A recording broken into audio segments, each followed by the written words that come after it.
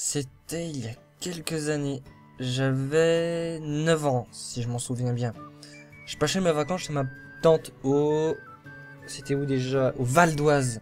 Voilà, si je me trompe pas. Avec ma sœur, Stéphanie. Ma tante habitait dans une petite maison. Il fallait emprunter des petits escaliers pour y rentrer. On y allait peu, mais à chaque fois, moi et ma sœur, on s'amusait beaucoup. On chassait des lézards, on grimpait dans de grands arbres qui étaient dans le jardin. On imaginait qu'on était dans des grands vaisseaux spatials et qu'on capturait des aliens. Des délires de gosses, quoi. Et surtout, on se promenait dans la forêt. Cette forêt se situait à peu près 50 mètres de l'endroit où habitait notre tante. Elle était grande, épaisse, la lumière du soleil ne passait presque pas. Seuls les rayons qui pouvaient se faufiler éclairaient la forêt le jour. On jouait à cache-cache, au loup, ce genre de choses quoi. Mais on ne pouvait pas aller bien loin. Il y avait un grillage et notre tante nous avait formellement interdit de le passer. On avait toujours respecté cette règle. Mais au fil des années, notre curiosité montait de plus en plus. On inventait des histoires, comme quoi passer cette barrière nous mènerait dans un autre monde, etc. Pendant les vacances, notre curiosité a pris le dessus sur notre obéissance.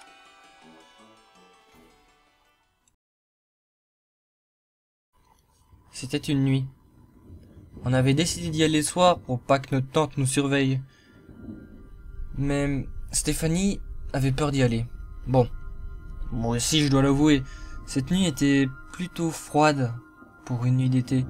C'était l'une des choses qui m'avait un peu angoissé. Mais l'excitation avait vite pris le dessus. Et sans faire un bruit, on avait passé le jardin et la grande porte. Quelques minutes après, on était dans la forêt. On connaissait le chemin par cœur.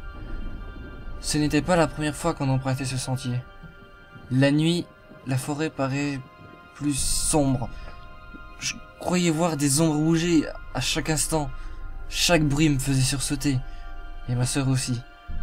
On aurait pu faire demi-tour, mais lorsqu'on regarda devant nous, on était arrivé devant le grillage. Ma sœur et moi, on s'était regardés, presque en même temps. Aucun de nous deux n'osait avancer. Ce n'était qu'un bête grillage, mais à l'instant, c'était une muraille infranchissable pour elle et moi. Après quelques secondes, qui semblaient durer une éternité, je brisa ce long silence qui régnait dans les bois. Bon, j'y vais.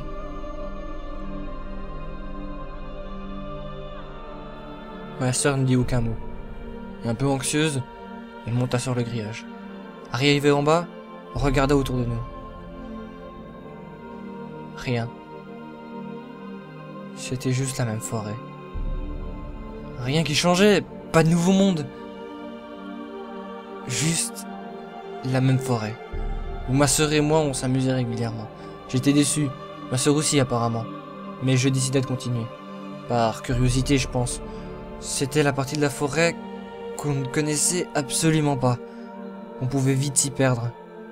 Mais on pensait pas à ça sur le coup. Jeune, je ne connaissais pas la prudence. Je me souciais pas de savoir si on pouvait retourner sur notre chemin ou pas. La forêt était plus calme que jamais. Aucun bruit. Aucun son. Je marchais peu à peu. Seuls mes pas faisaient du bruit. Dans cette forêt endormie. Après quelques minutes, une chouette brisa le silence. Je sursautais. Je me retournais pour voir Stéphanie, mais elle n'était pas derrière moi. J'ai paniqué. Je cherchais autour de moi. Mais rien. Ma sœur était nulle part. Je criais son nom, mais rien à faire. Elle n'était pas là. Alors que j'étais au bord des larmes, je vis cette chose bouger. Je n'avais pas bien distingué ce que c'était, mais j'espérais de tout mon cœur que c'était ma sœur. Approcha tout doucement, j'appelais à voix basse. Stéphanie. Stéphanie. J'hésitais à avancer, mais je ne pouvais pas m'arrêter. J'allais toucher la forme quand j'entendis un grognement. Comme un grognement de chien. non plus grave.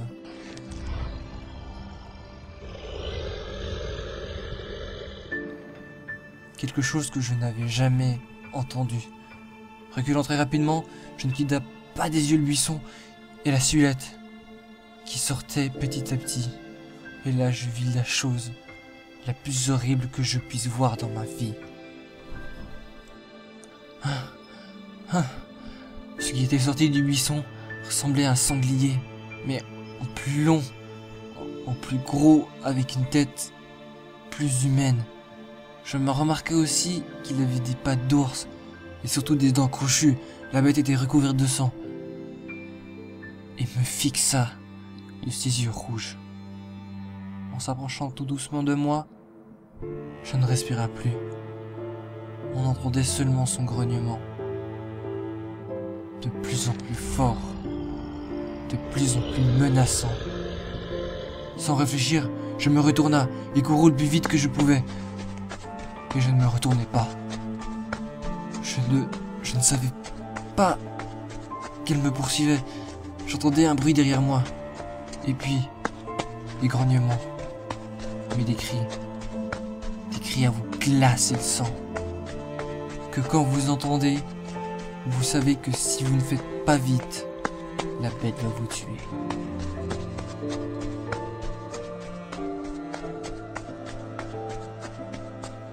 Moi aussi je criais, je pleurais même. Personne ne resterait de marbre face à ça, surtout quand on a 9 ans. Et là, je vis le grillage. Sans attendre, j'ai sauté, j'ai grimpé. Au moment où la bête allait m'attraper, elle s'arrêta net, devant le grillage.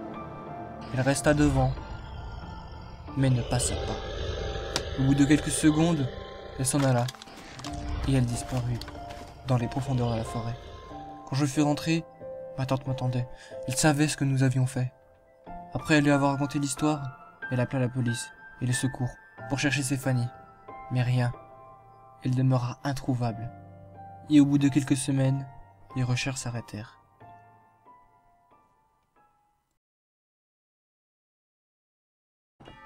À partir de ce soir-là, ma vie ne fut plus la même. J'ai perdu l'envie de rire, l'envie de m'amuser. J'avais perdu toute mon innocence. J'avais perdu ma sœur. Et si je raconte tout cela 12 ans après, c'est qu'une équipe de recherche a retrouvé son corps. Ou plutôt, un squelette, dans une grotte, dans la forêt. Après vérification, il s'agit des os de ma sœur, Stéphanie. Elle n'était pas morte de faim ou de soif. Le squelette n'était pas entier. Et il y avait des traces de griffes qui lui avaient arraché la moitié du crâne, du haut jusqu'à l'œil. D'énormes traces de griffes.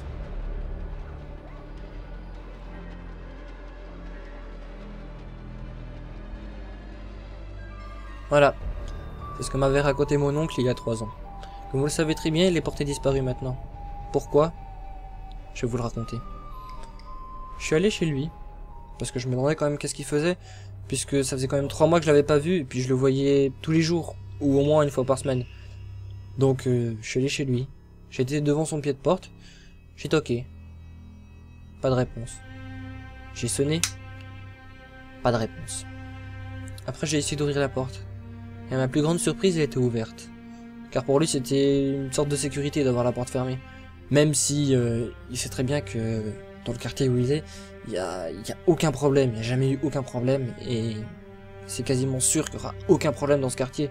C'était même le quartier le plus sage de toute la ville. Bon, en même temps, il y avait des vieux comme voisins, donc voilà. Je suis rentré. Je suis allé regarder dans la cuisine. Il n'y avait rien. À part sa tasse de thé.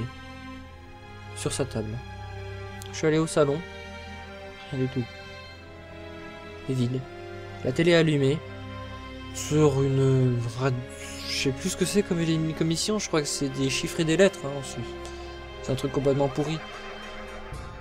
Donc, j'ai éteint la télé. J'ai monté les escaliers. J'ai regardé dans toutes les chambres. À part la sienne. Je suis rentré. Je suis resté bouche bée. Les draps étaient complètement déchirés. Il y avait une énorme trace de sang du parquet qui sortait par la fenêtre. J'ai vu juste à côté sur le bureau un petit papier où il décrivait ce qui s'était passé. Mon titre était marqué « La fin de mon histoire » et celle de Stéphanie. Bon, j'ai un petit peu essayé de vous dire comment, à peu près, comment c'est écrit sur le papier. Je suis rentré chez moi. Normalement, j'ai ouvert la porte avec ma clé, hein, parce qu'ils sont un petit peu logiques. J'ai ouvert la porte, je suis rentré. Comme d'habitude, je suis allé à la cuisine, j'ai fait ma tisane. À la menthe, hein, bien sûr. Pour qui ne buvrait pas de thé à la menthe? Parce que c'est juste énorme. En plus, cette marque-là, elle est juste... Waouh, j'adore ce thé. Après, comme à d'habitude, je suis allé allumer la télé. J'ai regardé des émissions complètement pourrites que je trouve complètement inutiles. Mon thé était prêt, je l'ai fait. Je l'ai bu. J'ai posé ma tasse. J'avais la flemme de mettre la vaisselle et tout, de lancer la machine à laver. Ouf, j'avais vraiment pas envie, donc je suis remonté. J'ai vu que la porte était encore ouverte, donc je l'ai fermée. Et je me suis dit, bon, c'est vrai, mon neveu a raison. Ce quartier il est super calme, donc ce soir, voilà, quand je suis fatigué, je suis crevé, j'ai pas trop envie d'aller prendre la clé et puis d'aller fermer cette satanées porte. Donc, je suis monté dans ma chambre. Je me suis déshabillé, j'ai mis mon pyjama. Oui, mon fameux pyjama avec des étoiles et une sublime petite lune dessus. Mon pyjama préféré. C'est clair qu'il y a tout le monde qui se moque de moi, mais bon, voilà quoi, je m'en fiche. C'est mon pyjama, je suis chez moi, je suis tranquille. J'étais dans ma couette. J'entends des bruits. Des bruits qui viennent de l'escalier de secours. Je savais ce que c'était. Je le sentais. C'est pour ça maintenant là, je suis juste devant mon pupitre, avec mon stylo bille, en train d'écrire mes derniers mots. Avec une chose derrière moi, avec ce grognement, ces yeux rouges. Je vous dis adieu, et n'allez pas au-delà du grillage.